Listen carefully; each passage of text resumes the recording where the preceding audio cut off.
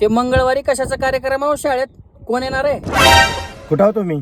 ते 2 दिवस सुट्ट्या असल्यामुळं गावाकडे आलतो. सांगा की हे वरले साहेब लोक आपल्या शाळेची तपासणी करायला किती बार येते तो चेकिंग करायला. पण त्या दिवशी मी सुट्टीवर आहे बघा. माझ्या मित्राच्या घरी कार्यक्रम आहे, तिकडे जायचंय मला. सुट्टी बिट्टी कुणाला बी भेटणार नाही त्या दिवशी. त्याने म्हणण्यात सगळेजण शाळेमध्ये हजर राहायचे आहे आणि तुम्हाला वॉर्निंग दिलं लाव, चांगली तयारी करून या. मी कशाची तयारी करून येऊ? तुम्हाला लिहायला आहे ना तर आहे ना 12 तर शिकून या तेवढं.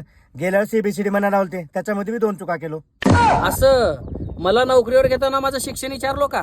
पहिले पैसे विचारलो आणि आता हे आहे ना ते आहे ना मला मॅनेज करून घ्या तुम्ही ते. ते पहिलं साहेब मॅनेज झालेले मुंबईचे होते, आता दिल्लीहून येऊन डायरेक्ट. मग त्यांच्यासोबत ओळख काढा की आणि देऊन टाका टेबला कडून काहीतरी त्यांना. ओळख काढून पैसे द्यायला गेलं का मध्ये घाल्यासारखेच साहेब ते. मग त्या साहेबासोबत जर मला काही येणं झालं तर मला नोकरीहून काढतात का?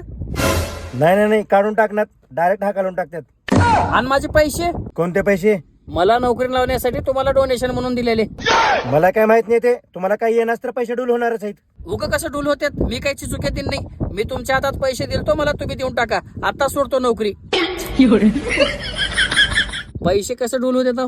वरचे साहेब आले की साहेबासमोरच सांगतोय आणि पैसे देऊन नोकऱ्या दिल्या आहेत म्हणून.